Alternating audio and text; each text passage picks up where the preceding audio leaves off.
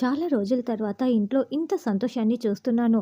ఎంప్లాయీస్‌కి వెంటనే 1 మంత్ సాలరీని బోనస్‌గా ఇచ్చేద్దాం బాబాయ్.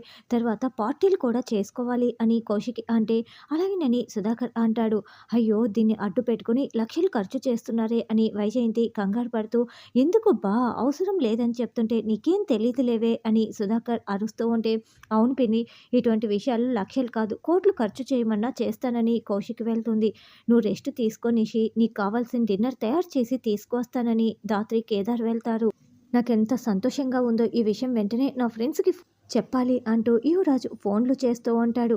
యువరాజు ఆగు అంటూ నిషి పిలవటంతో ఫోన్ ఆపేసి ఏంటి నిషి అని యువరాజ్ అంటాడు. నేను నిజంగా ప్రెగ్నెంట్‌ని కాదు అబద్ధం చెప్పాను అని నిషి చెప్పగానే వెంటనే యువరాజు నిషి చెంప పగలగొట్టి ఇటువంటి విషయాల్లో ఎవరైనా అబద్ధం చెప్తారా? నువ్వు చెప్పింది నిజం అనుకొని అక్క, నాన్న ఎంత సంతోషంగా వెళ్ళారో చూడు.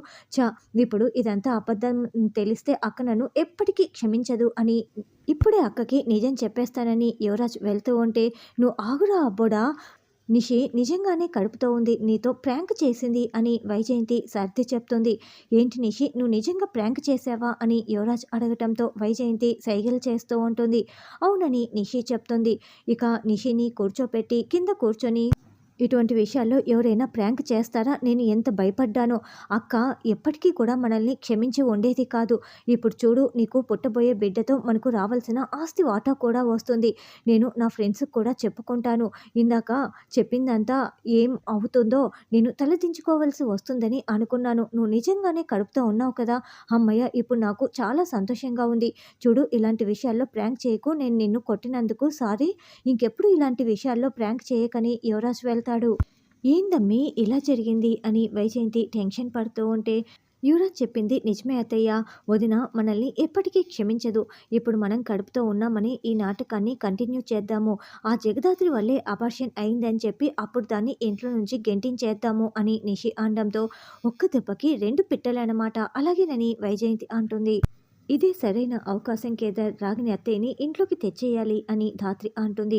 ఇప్పుడు పనివాళ్ళు దొరకటం చాలా కష్టం కదా, ఎలా బాబాయ్ అని కౌశికి సుధాకర్ మాట్లాడుకుంటూ ఉంటే, మా స్కూల్లో పనిచేసే ఆయమ్మ వస్తుంది వదిన, చాలా కేర్గా పనిచేస్తుంది, ఇంట్లోనే ఉంటుంది, మనం ఆశ్రయం ఇస్తే చాలు, నేను చూసుకుంటాను అని ధాత్రి చెప్పడంతో, మరి రాధక్కకు సంబంధించిన మనుషులు వచ్చి గొడవ చేస్తారు కదా జగదాత్రి అని కౌశికి అంటే, అవన్నీ నేను చూసుకుంటాను వదిన అని ధాత్రి చెప్తుంది.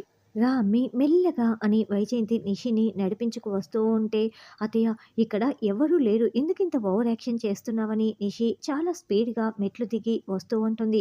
ఏంటి నిషి అంత స్పీడ్గా వస్తున్నావు, డాక్టర్ నిన్ను జాగ్రత్తగా ఉండమని చెప్పింది కదా అని ధాత్రి అంటే, ఇంకా అలవాటు కాలేదులే అమ్మి, నేను చూసుకుంటానని వైజయంతి చెప్తుంది. చూడమ్మి, మనం ఇలాగే ఓవర్ యాక్షన్ చేయాలి, ఇప్పటికైనా అర్థమైందా అని వైజయంతి అంటుంది.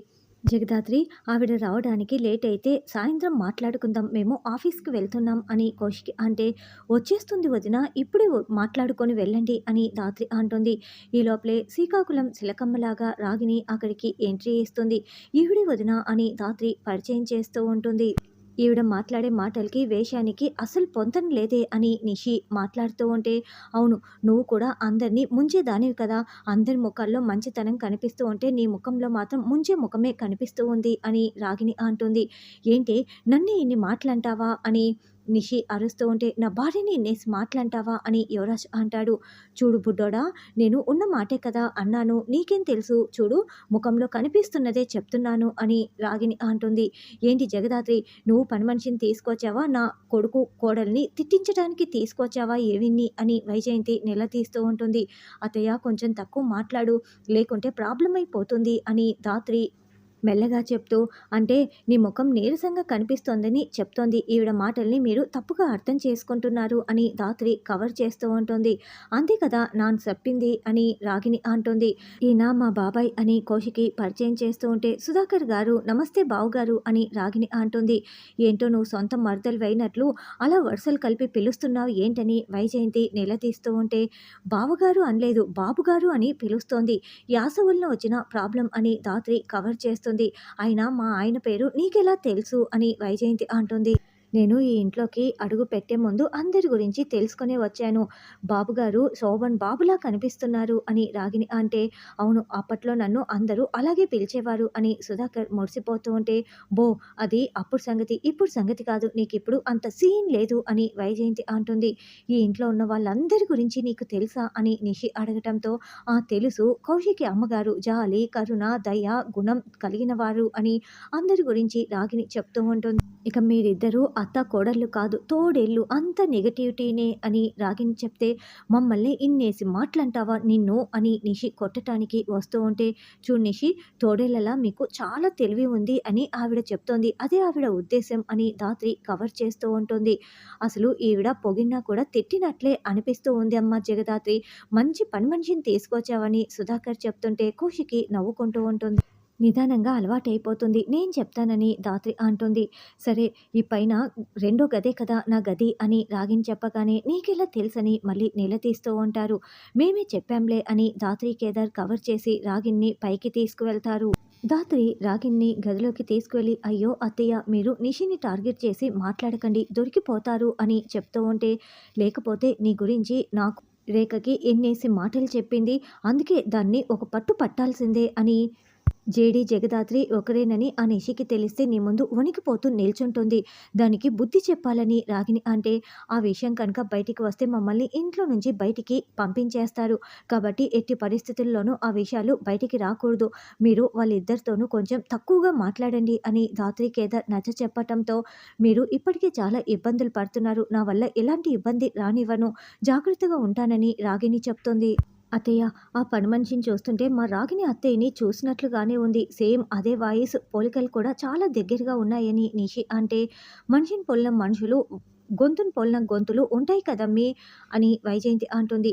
ఏది ఏమైనా ఆ జగదాత్రి కావాలని మనల్ని టార్గెట్ చేస్తూ ఆ పని మనిషిని తీసుకువచ్చిందని అనిపిస్తూ ఉంది. పని మనిషిలా కూడా కనిపించటం లేదు. ఇదంతా మనం బయట పెట్టామంటే ఆ పని మనిషిని బయటికి గెంటేయొచ్చు. ఆ పని మనిషి మీద ఒక కన్ను వేసి పెడదామని నిషి చెప్పటంతో, అలాగేనని వైజయంతి అంటుంది. తర్వాత అవినాష్ ఫ్రెండ్ అవినాష్‌తో, "రే మామ, మనం అక్కడ ఆ అమ్మాయిని మానభంగం చేసేటప్పుడు నా పర్స్ అక్కడే పడిపోయిందిరా. నేను తర్వాతే చూసుకున్నానని" చెప్పటంతో, "రేయ్, ఎంత పని చేశావురా! పదరా వెంటనే అక్కడికి వెళ్లి మన పర్సు తెచ్చేసుకుందాం" అని వాళ్ళ ముగ్గురు కూడా స్పాట్‌కు వచ్చేసి వెతుకుతూ ఉంటారు. ఈ లోపలే జేడీ, కేడీ కూడా ఏమైనా దొరుకుతాయేమోనని అక్కడికి రావటంతో, జేడీ, కేడీని చూసి వీళ్ళు చెట్టు చాటుకు వెళ్లి దాక్కొని ఉంటారు. మొత్తం కూడా జేడీ, కేడీ వెతుకుతూ ఉంటే, కాస్త దూరంలోనేమో అడుక్కుండే ఆవిడ బొచ్చ కనిపిస్తూ ఉంటుంది. ఇంకొక చోటేమో స్విగ్గీ డెలివరీ బాయ్ బ్యాగ్ కనిపిస్తుంది.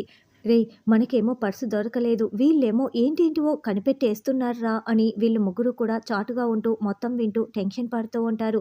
ఖచ్చితంగా ఆ అడుక్కుండే ఆవిడ అదిగో అక్కడి నుంచి చూసింది అని ధాత్రి చెప్తుంటే, డెలివరీ బాయ్ అక్కడి నుంచి చూశాడు అని కేదార్ ఆ ఆనవాళ్ళని బట్టి మొత్తం వివరిస్తూ ఉంటారు. వాళ్ళు చూశారు కాబట్టే వాళ్ళ ప్రాణాలు తీసేశారు. వెంటనే ఫోరెన్సిక్ వాళ్ళని ఇక్కడికి పిలిపిస్తాను అని ధాత్రి చెప్తుంటే, అప్పుడే వీళ్ళు సౌండ్ చేసి జేడీ, కేడీని చూసి పరుగులు పెట్టి పారిపోతూ ఉంటారు. కేడీ, నువ్వు వాళ్ళని పట్టుకో, మనల్ని అబ్జర్వ్ చేస్తున్నట్లున్నారు. ఇంతవరకు కూడా నేను రమ్యకి ఫోన్ చేస్తాను అని ధాత్రి చెప్తుంది. కేదార్‌కి దొరకకుండా వాళ్ళు కారు ఎక్కి పారిపోతూ ఉంటారు. ఈ లోపల ధాత్రికి పర్సు దొరికి కేదార్ దగ్గరికి వస్తుంది. ఇదిగో, ఇది రాహుల్ గాడి పర్సు. దీనికోసమే వాళ్ళు వచ్చినట్లున్నారు. వాళ్ళని అస్సలు వదిలిపెట్టకూడదు. ఒక్కరిని పట్టుకొని స్టేషన్‌లో వేస్తే నిజాలన్నీ బయటికి వస్తాయి అని జేడీ, కేడీ వాళ్ళ కారుకి ఎదురుగా అడ్డు వస్తారు. జేడీ, కేడీని చూసి అవినాష్ వాళ్ళు టెన్షన్ పడుతూ ఉంటారు.